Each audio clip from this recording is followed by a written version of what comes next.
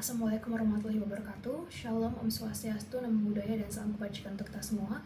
Perkenalkan, kami dari SKDA 7 yang akan mempresentasikan studi proyek kami dengan judul Infeksi Rubella pada Kehamilan.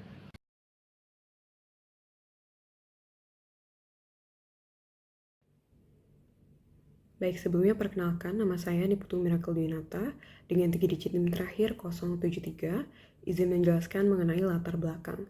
Rubella merupakan penyakit akut yang disebabkan oleh virus rubella, yaitu anggota famili Togaviridae. Rubella memiliki prevalensi yang cukup tinggi. Lebih dari 100.000 kasus dilaporkan di seluruh dunia, terutama di negara-negara yang minim akan tempat vaksinasi rubella. Rubella juga dapat menyerang anak-anak dan orang dewasa, baik pria ataupun wanita, terutama pada individu yang tidak divaksin dan memiliki sistem imun yang rendah.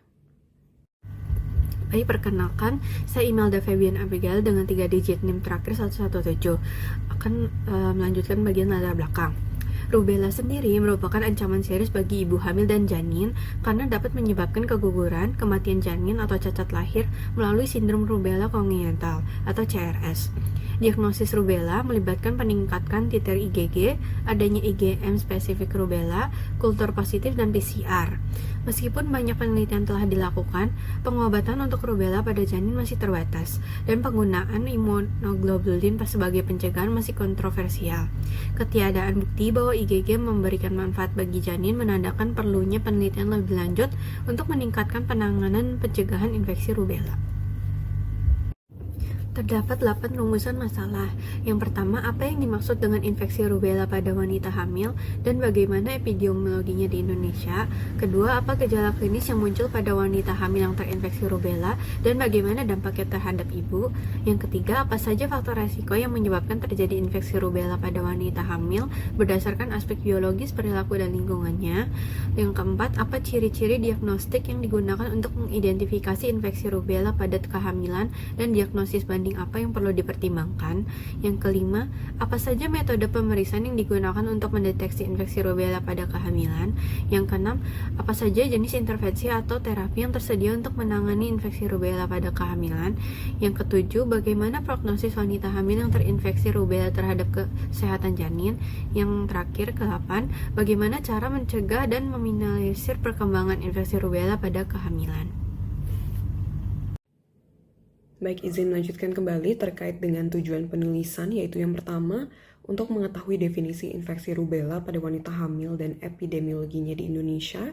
Kedua, untuk memahami gejala klinis yang muncul pada wanita hamil yang terinfeksi rubella dan dampaknya terhadap ibu. Ketiga, untuk menganalisis faktor risiko yang menyebabkan terjadinya infeksi rubella pada wanita hamil berdasarkan aspek biologis, perilaku, dan lingkungan. Keempat, untuk menjelaskan ciri-ciri diagnostik yang digunakan dalam mengidentifikasi infeksi rubella pada kehamilan dan diagnosis banding yang perlu dipertimbangkan. Kemudian kelima, untuk menyajikan metode pemeriksaan yang digunakan dalam mendeteksi infeksi rubella pada kehamilan. Keenam, untuk mendiskusikan jenis intervensi atau terapi yang tersedia dalam menangani infeksi rubella pada kehamilan. Ketujuh, untuk memberi pemahaman mengenai prognosis wanita hamil yang terinfeksi rubella terhadap kesehatan janin. Dan yang kedelapan, untuk membahas cara mencegah dan meminimalisir perkembangan infeksi rubella pada kehamilan. Sama seperti tujuan penulisan, berikut merupakan manfaat penulisan dari student project ini. Rubella atau campak Jerman adalah infeksi virus eksemitosa akut akibat infeksi virus rubella dari famili Togaviridae. Dan penyakit ini menyebar baik melalui kontak ataupun dengan menghirup sekret dari penderita. Ketika virus tertular selama kehamilan, virus dapat ditularkan ke janin dan mengakibatkan congenital rubella syndrome atau CRS yang dapat menyebabkan kecacatan pada janin atau bahkan keguguran. Jika seorang wanita terinfeksi virus rubella pada awal kehamilannya, yang memiliki 90% kemungkinan menularkan virus tersebut kepada janinnya. Insiden rubella pada tahun 2013 mencapai 9,3 per juta kasus dan menurun tahun 2022 menjadi 0,6 per juta kasus setelah diperkenalkannya vaksin seperti RSV dan SIA-MRSV. Namun tidak ada peningkatan kembali menjadi 3,1 pada tahun 2022. Sementara itu insiden CRS dari tahun 2018 sampai 2022 meningkat 85% dari 1,71 menjadi 3,16 per 10.000 kelahiran. Baik dokter, perkenalkan saya Vivul Jetro Gubasusimetosoid dengan 3 digit NIM terakhir 169. Di sini saya akan menjelaskan mengenai gejala pada wanita hamil dengan rubella. Berikut adalah gejalanya. Yang pertama adalah ruam merah muda yang dimulai di wajah dan menyebar ke tubuh dan anggota badan, berlangsung selama 3-5 hari. Selanjutnya adalah demam ringan, biasanya di bawah 38,9 derajat Celcius. Selanjutnya adalah pembengkakan pada kelenjar getah bening, terutama di bagian belakang leher dan di belakang telinga. Selanjutnya adalah gejala pernafasan, seperti hidung meler atau tersumbat, sakit tenggorokan, dan batuk. Selanjutnya adalah konjungtivis, ditandai dengan mata merah dan gatal. Selanjutnya adalah nyeri sendi atau radang sendi yang memengaruhi sendi jari, pergelangan tangan, dan lutut. Dan yang terakhir adalah beberapa orang mungkin tidak menunjukkan gejala atau hanya memiliki gejala ringan, sehingga sulit untuk didiagnosis. Sekian dari saya, terima kasih. Baik, sebelumnya perkenalkan, nama saya Putri Cantika Putri Merawetnyana dengan 3 digit NIM terakhir 218. Jadi di sini saya akan menjelaskan mengenai faktor risiko infeksi rubella pada wanita hamil berdasarkan aspek biologis, perilaku, dan juga lingkungan. Pertama, aspek biologis. Wanita hamil yang tidak menerima vaksin MMR sebelum kehamilan memiliki risiko lebih tinggi untuk terinfeksi rubella, yang dapat menyebabkan sindrom rubella kongenital pada janin. Selanjutnya, aspek perilaku. Wanita hamil yang terlibat dalam praktik seksual berisiko tinggi atau tidak aman cenderung memiliki tingkat infeksi yang lebih tinggi dibandingkan dengan mereka yang mengikuti perilaku seksual yang lebih aman. Dan yang terakhir, aspek lingkungan. Wanita yang tinggal di daerah dengan prevalensi rubella yang cukup tinggi atau di daerah di mana vaksinasi rubella tidak dilakukan secara luas, lebih mungkin terpapar virus rubella tersebut. Lingkungan dengan akses terbatas terhadap layanan kesehatan dan program vaksinasi berhubungan erat dengan peningkatan kejadian infeksi rubella di kalangan wanita hamil tersebut. Baik, sekian penjelasan dari saya. Terima kasih. Om Swastiastu. Sebelumnya perkenalkan, saya Bagus Redia Yuliananda Pitra dengan 3 digit terakhir 192. Di sini saya akan menjelaskan tentang ciri-ciri diagnostik untuk mengidentifikasi infeksi rubella pada kehamilan dan diagnosis banding. Infeksi rubella pada kehamilan, terutama di trimester pertama, beresiko menyebabkan sindrom rubella kongenital pada janin. Gejala diagnostik meliputi demam ringan, ruam makulopapular, dan limfadenopati di leher dan di belakang telinga. Diagnosis dilakukan melalui deteksi antibodi IgM atau peningkatan titer IgG rubella menggunakan serologi serta PCR untuk mendeteksi virus. Diagnosis banding meliputi infeksi seperti campak, parvovirus B19, cytomegalovirus, megalovirus atau CMV, dan herpes simplex. Sekian penjelasan saya tentang ciri-ciri diagnosis untuk mengidentifikasi infeksi rubella pada kehamilan dan diagnosis banding. Saya ucapkan terima kasih. Om Santi. Perkenalkan, saya Nikade Amanda Dian Kumala dengan 3 digit NIM terakhir 039. Untuk metode pemeriksaan yang digunakan untuk mendeteksi rubella pada kehamilan adalah dengan pemeriksaan serologi, yaitu mendeteksi IgG dan IgM, yaitu untuk pemeriksaan rapid test juga bisa, kemudian ELISA dan CLIA. Nah, uji serologis pada kasus rubella digunakan untuk menyaring keberadaan infeksi virus teratogenik pada ibu hamil. Nah, metode pemeriksaan serologi IgG menentukan apakah ibu hamil ini memiliki kekebalan terhadap virus rubella karena telah terinfeksi atau divaksinasi sebelumnya. Dan untuk hasil yang positif menunjukkan bahwa ibu telah terpapar virus atau telah divaksinasi, sehingga seorang ibu ini memiliki antibodi yang dapat melindungi janin dari infeksi rubella.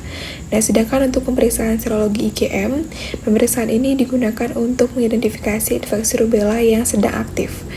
Nah, rapid test ini diharapkan bahwa screening akan memungkinkan pencegahan infeksi kongenital yang dapat menyebabkan cacat fisik dan mental pada bayi baru lahir. Nah, metode CLIA atau ELISA ini bertujuan untuk menemukan antibodi yang dibuat oleh sistem kekebalan tubuh sebagai respon terhadap infeksi. Baik, sebelum perkenalkan, saya Rina Kristal Hadi dengan 3 digit NIM terakhir 244, izin melanjutkan. Jenis intervensi dan juga terapi dalam menangani infeksi rubella pada kehamilan. Jadi apabila infeksi terjadi pada saat umur kehamilan di bawah 18 minggu, pengguguran janin ini dapat didiskusikan dengan ibunya sesuai dengan aturan setempat. Lalu ada juga pemeriksaan USG terperinci serta pemeriksaan RNA virus pada cairan ketuban.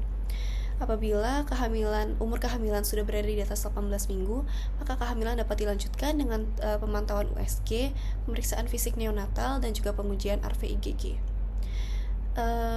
Gejala untuk sindrom rubella ini dapat ditekan, namun untuk sindrom ini tersendiri itu masih belum ada obatnya. Jadi langkah yang harus diambil itu merupakan pencegahan selama masa kehamilan. Dapat berupa vaksinasi pada ibu hamil agar anaknya tidak terinfeksi oleh rubella. Perkenalkan, saya Rana Fismawan dengan digit NIM terakhir 015. Untuk prognosisnya, risiko kongenital rubella sindrom berdasarkan waktu infeksi pada trimester pertama risikonya 90%, trimester kedua itu 25%, pada akhir trimester kedua, trimester ketiga 35% antara usia kehamilan 27-30 minggu, dan hampir 100% setelah 36 minggu. Lalu yang kedua, infeksi setelah rubella berdasarkan trimester. Infeksi sebelum 12 minggu, trimester pertama awal sangat tinggi, kelainan serius, kelainan jantung bawaan, katarak kongenital, tuli, dan yang lain-lain. 12-20 minggu, trimester pertama akhir hingga trimester kedua awal, cacat lahir menurun menjadi 50%, cacat lebih ringan, gangguan pendengaran, kelainan perkembangan minor, infeksi setelah 20 minggu, risiko terhadap janin sangat kecil, sebagian besar bayi lahir tanpa cacat. 3 komplikasi pada bayi dengan rubella kongenital, selain kelainan jantung, ada gangguan penglihatan, katarak, retinopati, tuli, masalah perkembangan fisik dan mental. Lalu untuk pengobatan pada bayi dengan rubella kongenital itu harus dilakukan secara suportif, fokus pada gejala, pendengaran, penglihatan yang ada, lalu pemantauan rutin perkembangan bayi untuk intervensi dini penyakit yang lain. Terima kasih. Baik, di sini saya izin untuk melanjutkan presentasi. Sebelumnya, perkenalkan saya Nikada Diana Novita Ansya Putri dengan 3 digit NIM terakhir 065. Di sini saya akan menjelaskan mengenai pencegahan rubella pada ibu hamil. Yang pertama adalah melakukan vaksinasi MR atau vaksin measles, campak, dan rubella sebelum merencanakan kehamilan. Hal ini sangat dianjurkan untuk bisa melindungi ibu dan janin dari infeksi rubella. Vaksin efektif dalam melakukan proteksi dan harus diberikan setidaknya 1 bulan sebelum merencanakan kehamilan. Yang kedua, deteksi melalui pemeriksaan dini. Wanita yang merencanakan kehamilan disarankan untuk menjalani tes TORCH terlebih dahulu, yaitu tes untuk mengetahui ada tidaknya infeksi yang disebabkan oleh toxoplasmosis, rubella, cytomegalovirus, herpes simplex, dan infeksi lainnya. Pengecekan kesehatan sebelum merencanakan kehamilan membantu memastikan bahwa ibu dalam kondisi sehat dan optimal. Yang ketiga, makan makanan bergizi. Makan makanan yang kaya nutrisi juga berperan dalam menjaga kesehatan ibu hamil. Nutrisi yang baik mendukung sistem kekebalan tubuh dan membantu tubuh melawan infeksi termasuk rubella. Yang keempat, menjaga kebersihan diri. Menjaga kebersihan diri seperti mencuci tangan secara teratur dan menghindari kontak dengan orang yang terinfeksi sangat penting untuk melindungi tubuh terkena kontaminasi atau infeksi. Yang kelima, berolahraga secara teratur. Dengan berolahraga dapat membantu meningkatkan kesehatan secara keseluruhan dan memperkuat sistem kekebalan tubuh. Olahraga perlu dilakukan secara rutin untuk meningkatkan kesehatan ibu hamil serta menjaga stamina dan kesehatan mental selama kehamilan. Perkenalkan, nama saya Kenny Wibowo dengan 3 digit NIM terakhir 091. Saya akan membacakan kesimpulan pada student project kali ini. Jadi rubella adalah infeksi virus yang sering terjadi tanpa gejala dan menyebar melalui sekresi pernapasan. Gejala umumnya ringan, hanya seperti ruam dan demam. Namun, pada ibu hamil, terutama pada trimester pertama, rubella dapat menyebabkan cacat lahir serius seperti sindrom rubella congenital atau CRS. Oleh karena itu, vaksinasi penting untuk mencegah infeksi, terutama bagi wanita hamil. Baik, sekian untuk kesimpulan. Selanjutnya akan dilanjutkan oleh rekan saya. Perkenalkan, saya Clara Shibantania dengan 3 digit NIM terakhir 143. Di sini saya akan memaparkan saran kami mengenai infeksi rubella pada kehamilan, di mana dibutuhkannya penelitian lebih lanjut untuk memahami dampak rubella pada populasi khusus dan efektivitas vaksin dalam kondisi tertentu. Kemudian juga diperlukan penguatan kebijakan kesehatan, terutama untuk meningkatkan cakupan vaksinasi rubella. Kemudian juga diperlukan program edukasi untuk meningkatkan kesadaran masyarakat, terutama bagi wanita yang berencana hamil. Dan terakhir adalah diperlukan peningkatan metode diagnostik dan akses yang lebih luas untuk deteksi dini rubella, khususnya pada ibu hamil. Demikian yang dapat kami SKDA 7 sampaikan mengenai infeksi rubella pada kehamilan. Terima kasih.